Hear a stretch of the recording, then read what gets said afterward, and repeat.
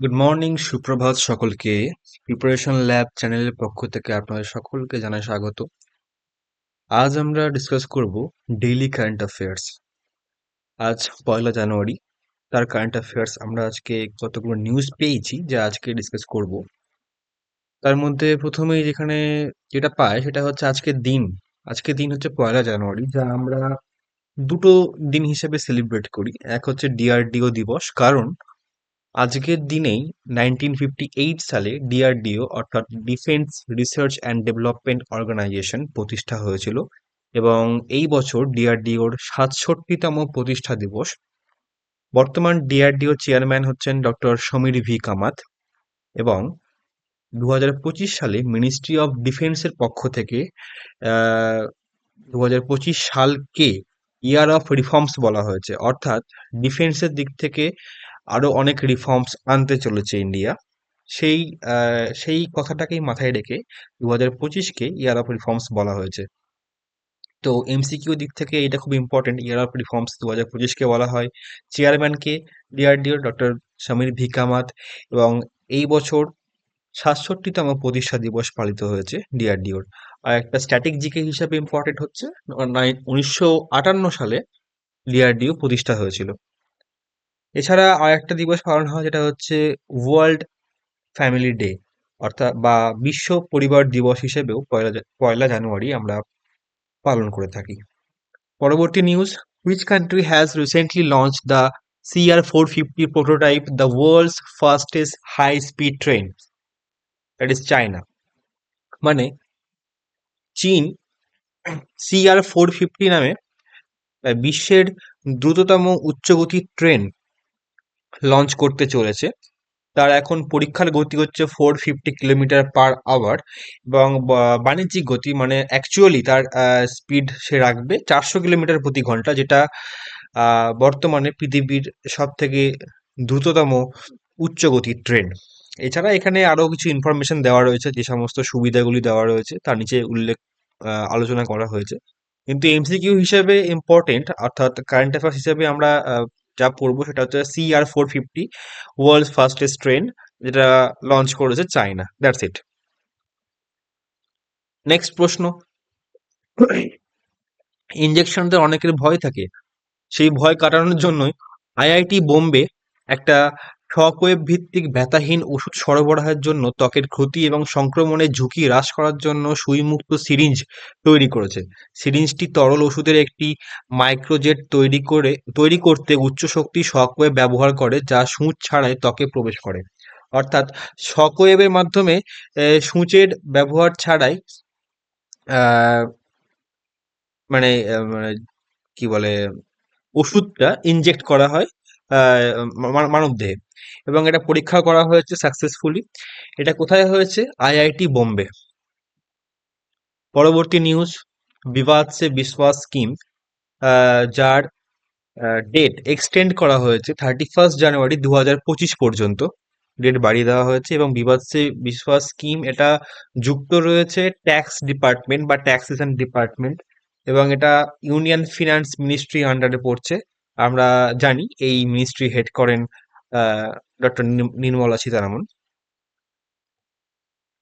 পরবর্তী news, director general of central reserve police force অর্থাৎ CRPF এর ডিজি হিসেবে নিযুক্ত হতে চলেছেন, এখনো হননি কিন্তু এখন হতে চলেছেন বিতুল কুমার। তিনি বর্তমানে অ্যাক্টিং অর্থাৎ ভারপ্রাপ্ত পদে নিযুক্ত আছেন, কিন্তু খুব তাড়াতাড়ি তিনি এই পদে অফিসিয়ালি নিযুক্ত হয়ে যাবেন।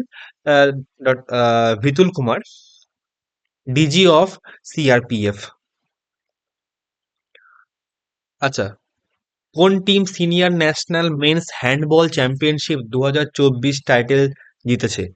এই শিরোপা জিতেছে কেরালা। চণ্ডীগড়কে 34-31 গোলের ব্যবধানে হারিয়ে Kerala senior national men's handball championship শিরোপা জিতেছে। এই নিউজটা হঠাৎ আমি দেখতে পেলাম পেপারে। সেখানে উল্লেখযোগ্য যে ত্রিনিদাদ এবং টোবাগো, যেটা বর্তমানে উত্তর আমেরিকা এবং দক্ষিণ আমেরিকার ঠিক মাঝখানে বলবো না, কিন্তু ক্যারিবিয়ান সি এর দক্ষিণ দিকে অবস্থিত। তোমরা দেখতে পাচ্ছ এক্সাক্ট লোকেশনটা ভেনেজুয়েলার ঠিক উত্তরে। এটা একটা আইল্যান্ড যেখানে এমার্জেন্সি ঘোষণা করা হয়েছে ডিউ টু সার্জিং ভায়োলেন্স। এবং যেহেতু এটা পেপারে এসেছে সেহেতু এই লোকেশনটা একবার দেখে নেওয়া উচিত, এবং এর ক্যাপিটাল অর্থাৎ পোর্ট অফ স্পেন হচ্ছে এর ক্যাপিটাল। এইটুকুই আমার মনে হয় ইম্পর্টেন্ট। এছাড়াও কিছু ইম্পর্টেন্ট আরো উল্লেখ করে দিয়েছি, এক্সাক্ট লোকেশন কোথায় আছে, তার জিওগ্রাফিক ফিচার্স এর মধ্যে রিভার্স, মাউন্টেন এবং তার হাইয়েস্ট পিক। যদিও এগুলো ইম্পর্টেন্ট মানে সি এর হিসেবে ওয়েস্ট বেঙ্গল বা ইন্ডিয়ার যে সমস্ত এক্সাম হয় তেমন অতটাও ইম্পর্টেন্ট না হলেও একবার দেখে নিলে ভালো হয়। যাই হোক, পরবর্তী যে সমস্ত নিউজগুলো এসেছে তার মধ্যে একটা হচ্ছে ভেম্বানাদ কয়াল বা ভেম্বানাদ লেক। ভেম্বানাদ লেকের নাম এসেছে কারণ ভেম্বানাদ লেকে একটা আহ, মানে ওটার প্লাস্টিক পরিষ্কার বা একটা ক্লিন, মানে কি বলবো, clean water I think project চলছে কিছু একটা ওখানে, যেটাকে লেখাও রয়েছে যেমন একটি মেগা প্লাস্টিক পরিষ্কার অভিযান হাতে নিয়েছে ভেম্বানাদ লেকের। এবং এটা কোন জেলা নিয়েছে?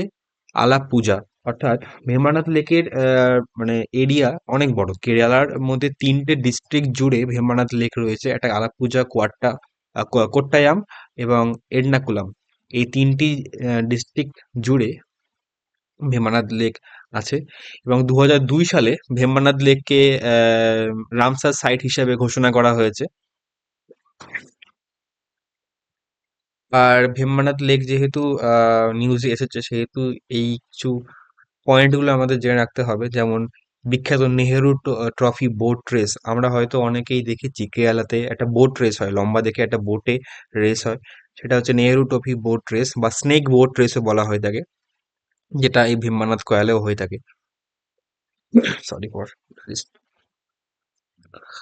আচ্ছা, নেক্সট হচ্ছে আম, ফরাসি ভারতীয় সংস্কৃত পণ্ডিত এবং পদ্মশ্রী পুরস্কার প্রাপ্ত ডক্টর পিয়েরে সিলভাইন ফিলিওজাত তিনি মারা গিয়েছেন।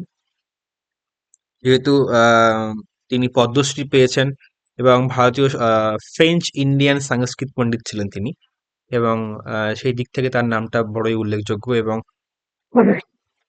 আমাদের কারেন্ট অ্যাফেয়ার্সের জন্য খুব ইম্পর্টেন্ট। এবং তার যে সমস্ত কাজ রয়েছে তার মধ্যে তিনি ধ্রুপদী সংস্কৃতে তার দক্ষতা এবং প্রাচীন গ্রন্থের ব্যাখ্যার জন্য তিনি পরিচিত ছিলেন।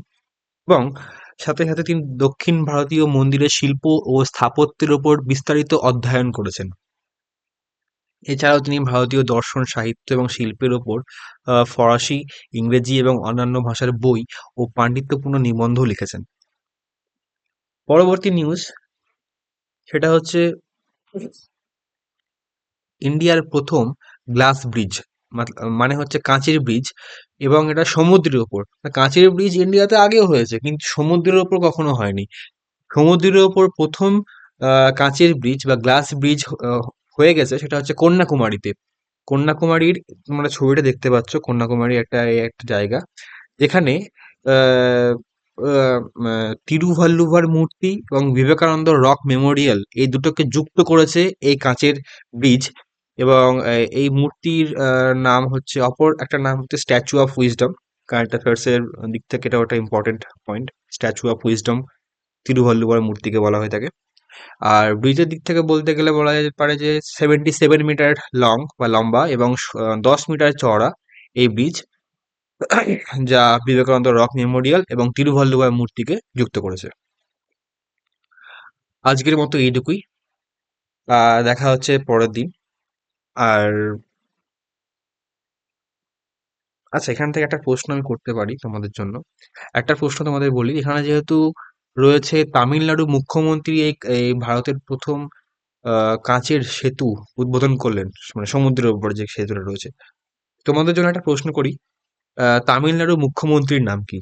বর্তমান তামিলনাড়ু মুখ্যমন্ত্রী। কমেন্ট সেকশনে অবশ্যই জানাও। আজকের মতো এইটুকুই। দেখা হচ্ছে পরের দিন পরবর্তী আরো কিছু নিউজ নিয়ে। ধন্যবাদ।